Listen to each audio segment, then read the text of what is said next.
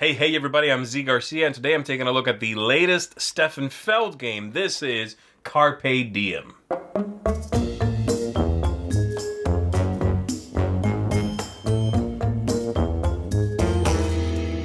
In this game set in Rome, the players are patricians and they're trying to improve their city districts. They're going to be doing that by gathering tiles, playing them onto their personal board, gathering resources, spending those resources for different scoring goals.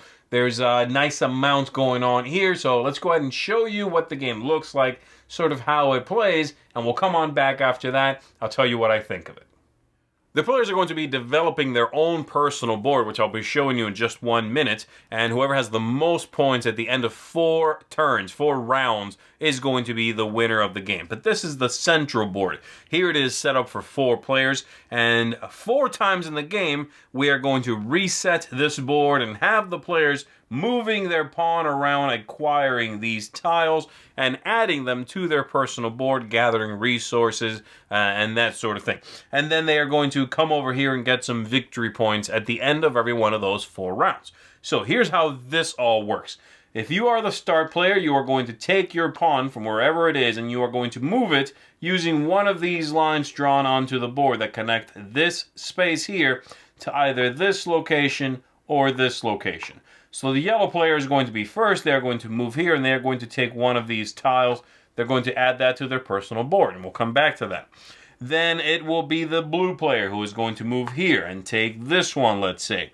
Then the green player will go, and they are going to move to this location, and they might take this tile. This continues with the players moving and taking tiles until they are all gone and every player has taken the number allotted to them. If you were playing with fewer players, let's say we were playing with only 3 players, then as soon as a location is down to a single tile, then that tile is simply removed from the game. If you're playing with 4 players, you're going to use all of them until they're all gone. If you're playing with only 2 players, as soon as you're down to just 2 of these with 2 players, then those 2 are gone. So everybody always gets the same number. And then at the end of one of those rounds, once these are all gone, then according to this track that's going to be advancing as the game goes on, then the players are going to choose a scoring opportunity for themselves. They're going to have some extra tokens, and they are going to play one of these tokens in between 2 of these cards. So for example, the yellow player who is ahead on this track might choose that, and then they are going to be scoring victory points for these tokens here, 1 for every one of those tokens that they give up, and then also for chimneys shown on some of these tiles, they are going to advance on this track for every 2 chimneys that they have. If you don't have the ability to score one of these cards at least once, it's actually going to cost you 4 victory points. And so again, that player would pick, then the blue player might pick that, the green player would choose after that, and then the red player might go here, let's say. And those stay there when we reset this board for the second round. So the scoring opportunities will dwindle, and you'll see, very much fewer choices as the game progresses. There's also these tiles down here that through a special opportunity on the main board, you might be able to take one of these and simply add it to your personal board. Here we have a player's personal board, which is made up of 4 random frame pieces on the outside, and then 1 random board in the middle. You have a player aid here, also a stock for your goods, and then a supply of goods for everyone. And as the players are taking those tiles from the center, they are going to be adding them to this board. So let's say this is my first pick. That's going to go right here in that spot because it has to be first. And after that first selection, then every tile I play must be adjacent to something already placed, and the sides must make sense. So let's say that's my first pick in the game. As my second choice, I take this tile, and I'm going to put it right there. Green against green, that's perfectly fine. As my next choice, let's say I took this tile, and I've now completed a feature on the board. This is a field of grapes. It's made up of 2 tiles, and for these resources, and there's different figures that give you all of these resources, you are always going to take as many as the number of tiles minus 1. So if the field is made up of 2 tiles when I complete it, then I get 1 of these grapes. If I did instead chickens, for example, and it was made of 3 tiles, so for instance, let's say I took this tile here as well, and then later on I complete that with this tile here, that's chickens, I would get 2 of those chickens, all right? Now, when you cover up these little tiles here, you are going to move up on that track at the top of the central board, and that's going to advance you on that. And there are also a few special buildings besides these that give you the resources that you might complete on your board. So, for example, let's say I play this here. That's one of these special buildings found here at the top. That one specifically says I move 2 on that track at the top of the central board. The next building here would give me 2 bread of these right here. They have a couple of uses in game. The next one here, the golden building, would have me trade in all of these resources and get that many gold coins plus 1. And gold coins are great because they are a wild resource. They can be any of these. So that's that building. And then the next one here, when I complete that green building, I would get one of those tokens across the bottom of the board and add that directly to my personal board out here. There's also a group of these tiles here that are going to be made up of a single tile. They don't connect to anything else. So once you place one of those, you are going to get the benefit associated with them. So that one, for example, gets me 1 gold. If I play this building here, I would draw a bonus card. I, in fact, draw 2 and keep 1. And this is going to score based on something I've completed. So, hey, look at that. That's for grapes. Grape fields completed. I'm going to go ahead and keep that one. And then there's another one that gets you a single bread as well when you complete it. Besides that, we've also got these buildings out here. And these are sort of like living arrangements. Once you are building these, they sometimes can be quite large.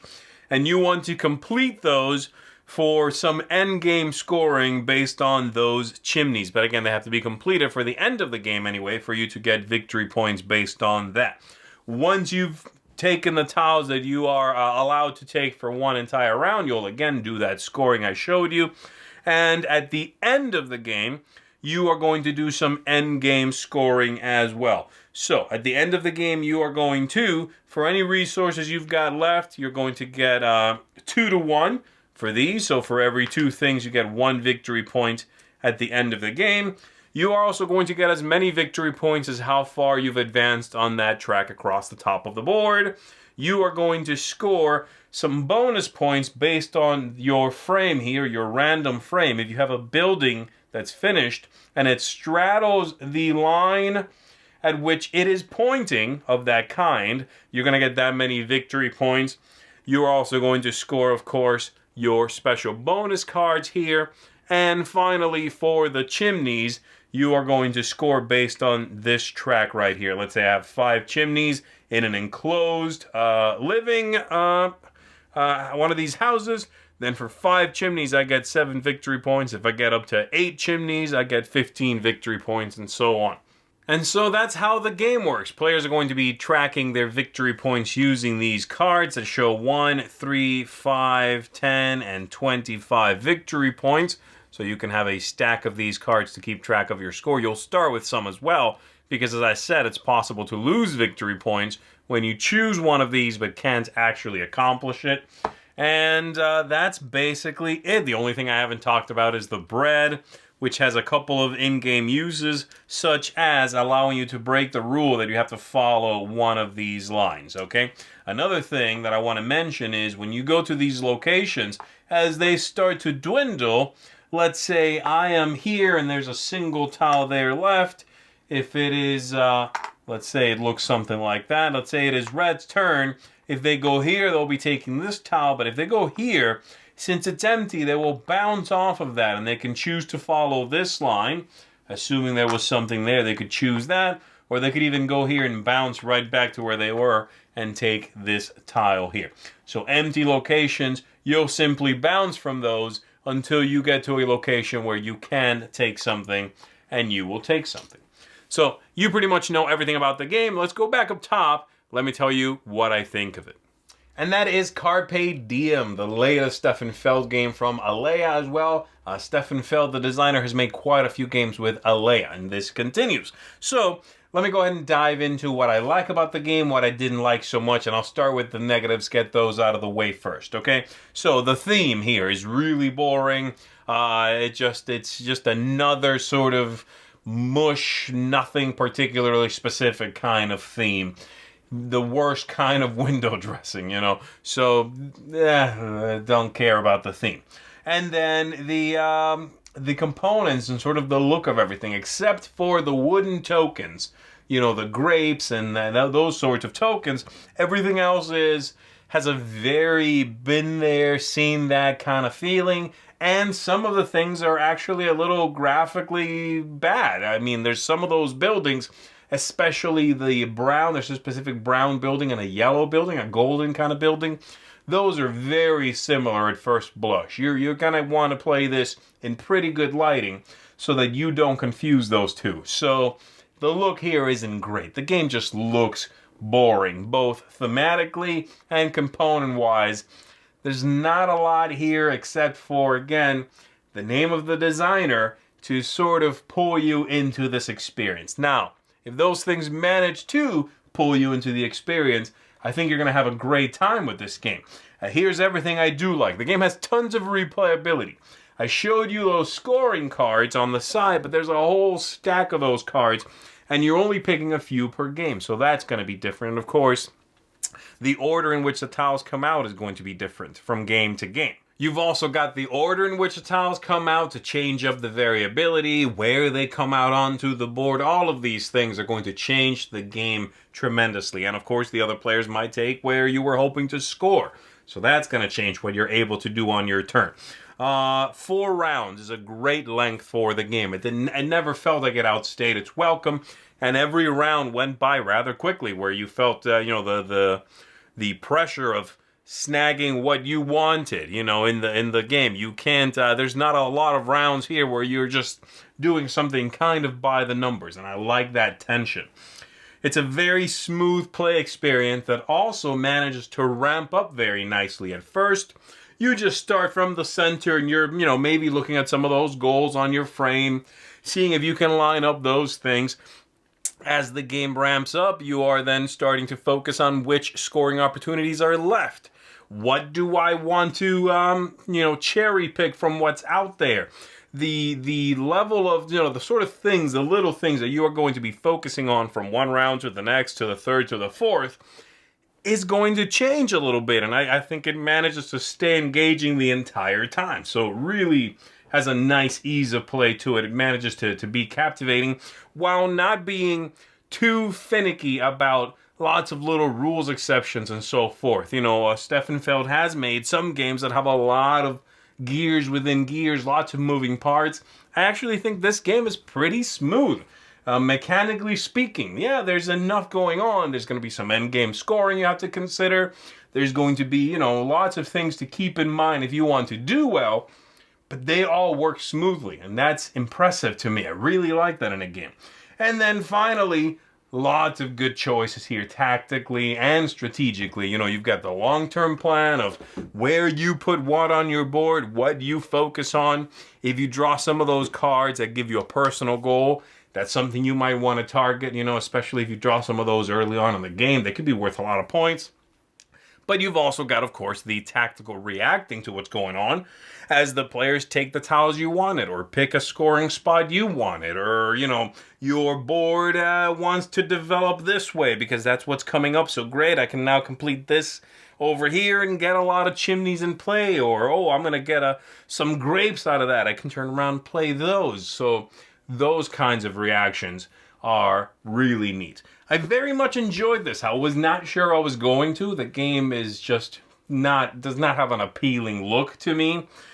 But I've liked several Stefan Feld games, and I have to say, this might be my third favorite Stefan Feld game.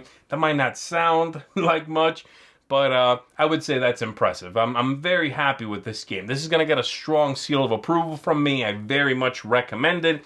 especially if you are someone who enjoys, tactically and strategically rich games. You want something that's punchy and fairly quick, and you were not sure about this because of the look or perhaps the theme. Well, I would certainly recommend it. Again, strong seal of approval from me for Carpe Diem.